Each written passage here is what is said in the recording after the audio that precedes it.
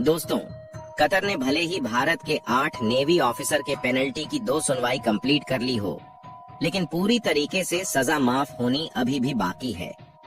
और वहीं दूसरी तरफ जब से रशिया के प्रेसिडेंट व्लादिमीर पुतिन ने अनाउंसमेंट की है कि भारत या फिर स्पेशली कहें कि प्रधानमंत्री मोदी को कोई भी नहीं डरा सकता है, तब से कतर समेत उन तमाम देशों के अंदर हड़कंप मचा हुआ है जो समय समय पर भारत के ऊपर टिप्पणी करते रहते हैं।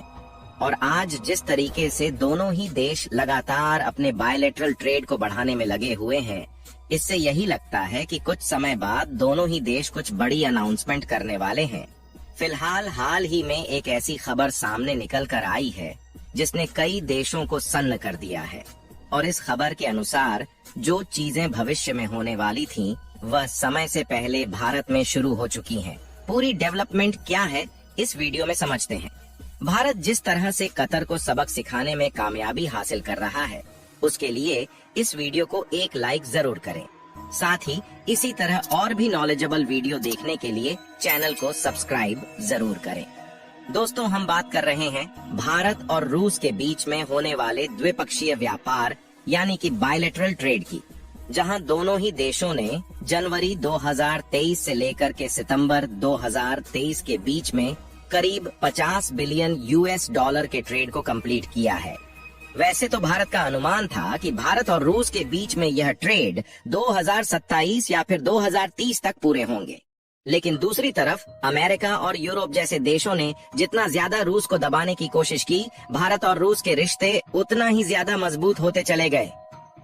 दोस्तों, यदि आपको याद हो तो जब रूस और यूक्रेन के बीच में युद्ध शुरू हुआ तो अमेरिका सहित यूरोप के कई देशों ने रूस के ऊपर सेंसर्स लगा दिए, जिसके कारण रूस अपना कच्चा तेल नहीं बेच पा रहा था और उसके सामने भारत एक रास्ता नजर आया, जिसके चलते रूस ने भारत को भारी मात्रा में डिस्काउंट ऑफर किया और भारत ने बड़ी तादाद में कच्चे तेल को खरीदने की प्रक्रिया शुरू कर दी।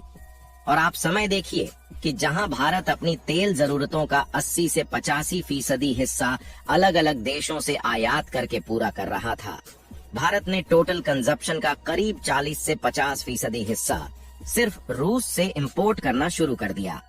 और यूरोपीय देश जो लगातार भारत को रोकने में लगे हुए थे कि भारत रूस से कच्चा तेल आखिर क्यों खरीद रहा है, वही देश लगातार भारत से रिफाइंड पेट्रोलियम प्रोडक्ट और केमिकल्स इंपोर्ट करने में जरा सा भी कसर नहीं छोड़ रहे थे। और पिछले कई महीनों में हमने देखा है कि भारत और रूस ने अपने कॉरपोरेट रिलेशंस को और ज्यादा स्ट्रॉन्ग किया है, चाहे वह defence, space information, security, foreign policy और फिर ट्रेड एंड इन्वेस्टमेंट हो। लगातार एक सेक्टर में दोनों ही देशों ने एक दूसरे का साथ दिया है, जिसके चलते आज दोनों देशों के बीच में जो ट्रेड है वह करीब 50 बिलियन यूएस डॉलर पहुंच चुका है। और यदि हम इस लिस्ट में बात करें भारत से क्या चीज एक्सपोर्ट की जाती है और भारत से कितना एक्सपोर्ट होता है, तो भारत हर साल रूस को करीब 3 से 4 बिलियन यूएस डॉलर का एक्सपोर्ट करता है, जिसमें भारत का एक्सपोर्ट ज्यादातर electrical, electronics equipment, iron, steel, coffee और टी जैसी चीजें एक्सपोर्ट करता है। वहीं रूस भारत में 44 से 46 बिलियन यूएस डॉलर का एक्सपोर्ट करता है, जिसमें सबसे ज्यादा मात्रा है क्रूड ऑयल यानी कि कच्चे तेल की। इसके बाद diamond, refined petroleum, machinery, nuclear power और तमाम चीजें शामिल हैं।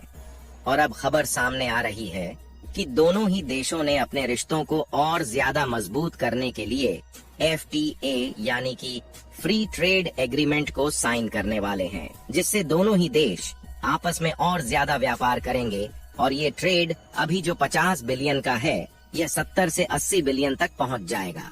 और कतर के लिए चिंता का विषय ये है कि जब रशिया भारत को कच्चे तेल पर डिस्काउंट दे सकता है, तो नेचुरल गैस पर भी डिस्काउंट दे सकता है, क्योंकि रशिया के पास भी भारी मात्रा में नेचुरल गैस मौजूद है। अगर भारत ने आगे चलकर रशिया में इस डील को फाइनलाइज कर ली तो कतर को काफी बड़ा नुकसान होने वाला है। दोस्तों, ये तो बात हो गई भारत और रशिया के ट्रेड रिलेशंस की। इसके अलावा भी भारत को काफी ज्यादा फायदा होने जा रहा है क्योंकि साल 2022 में भारत के पास दुनिया की चौथी सबसे बड़ी ऑटोमोटिव इंडस्ट्री थी। वहीं साल 2022 में ही इसने नई रफ्तार पकड़नी शुरू कर दी, जिसके बाद साल 2023 में भारत के पास दुनिया की तीसरी सबसे बड़ी ऑटोमोटिव इंडस्ट्री पहुंच गई। और अब टारगेट यही है कि साल 2024 में भारत के पास दुनिया की दूसरी सबसे बड़ी ऑटोमोटिव इंडस्ट्री हो। जहां ऑटोमोटिव इंडस्ट्री की इसी रफ्तार को बरकरार रखने के लिए भारत के अंदर बहुत तेजी से काम शुरू किए जा चुके हैं। और रिसेंटली ऐसी खबर सामने निकल कर आई है जिससे भारत बड़े व्हीकल्स ही नहीं बल्कि व्हीकल्स में लगने वाले सभी छोटे बड़े कंपोनेंट्स को भी तैयार करेगा। और सभी कंपोनेंट्स अंतर्राष्ट्रीय मानकों के तहत तैयार किए जाएंगे, यानी कि भारत सीधा इन्हें अंतर्राष्ट्रीय बाजार में एक्सपोर्ट करेगा। देखिए, अगर भारत के ऑटोमोटिव इंडस्ट्री की बात की जाए तो भारत की जीडीपी में काफी बड़ा कंट्रीब्यूशन करती है। रीसेंट डेटा के मुताबिक करीब 7.1% का कंट्रीब्यूशन अकेले ये इंडस्ट्री भारत की जीडीपी में कंट्रीब्यूट करती है। वहीं लार्जेस्ट एम्प्लॉयमेंट भी यहाँ पर देखने को मिलता है, जहाँ करीब 19 मिलियन पीपल्स भारत के ऑटोमोटिव इंडस्ट्री में काम करते हैं।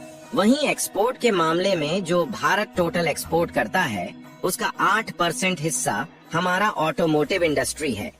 और साल 2022 में यह इंडस्ट्री करीब 100 बिलियन यूएस डॉलर की पहुंच गई थी। इस बार यह इंडस्ट्री और ज्यादा बड़ी है और टारगेट यही है कि अब इसे करीब 200 बिलियन यूएस डॉलर तक पहुंचा दिया जाए।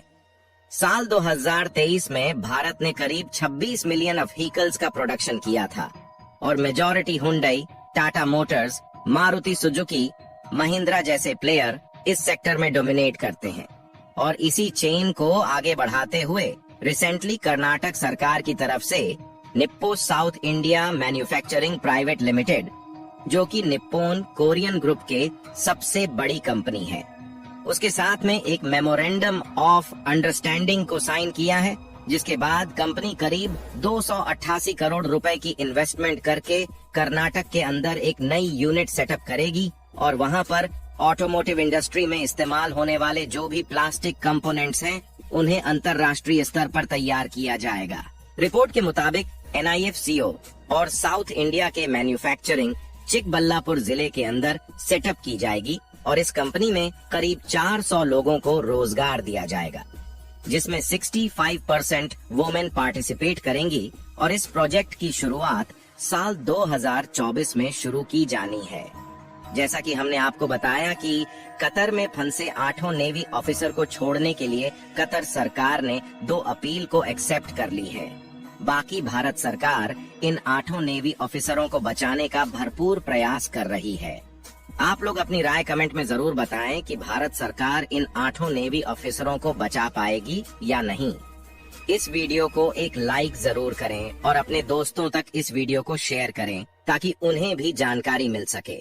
इसी तरह और भी नॉलेजेबल वीडियो देखने के लिए अपने भरोसेमंद चैनल को सब्सक्राइब करके बेल नोटिफिकेशन को ऑल पर जरूर रखें।